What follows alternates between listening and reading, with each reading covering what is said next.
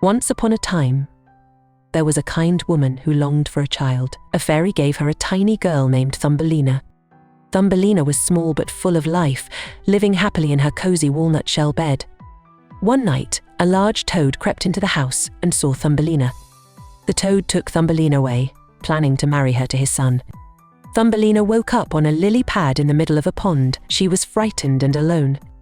The fish in the pond felt sorry for her and chewed through the lily pad stem to set her free. Thumbelina floated down the river, far away from the toad's clutches. She landed on the riverbank, where a kind beetle noticed her. The beetle invited Thumbelina to a dance with other insects, but the other beetles thought she was too different and rejected her. Thumbelina was left alone in the forest once again, feeling lost. She wandered through the forest, searching for shelter.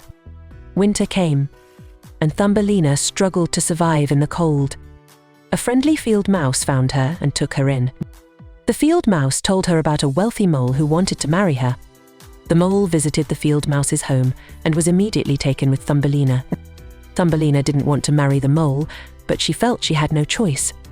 One day, while exploring the mole's tunnels, Thumbelina found a swallow lying in the dirt, cold and hurt. Thumbelina nursed the swallow back to health, caring for it every day. When spring came, the swallow was ready to fly again. It offered to take Thumbelina away from the mole. Thumbelina climbed on the swallow's back and they soared into the sky. They flew over forests, fields and rivers, far away from the mole's tunnels. Finally, they reached a land full of flowers where the swallow landed gently. In one of the flowers, Thumbelina found a tiny prince who was just her size. The prince asked Thumbelina to marry him, and she happily agreed. The prince gave Thumbelina a pair of delicate wings, making her the flower fairy queen. Thumbelina and the prince were married in a grand celebration. All the creatures of the land came to celebrate their happiness.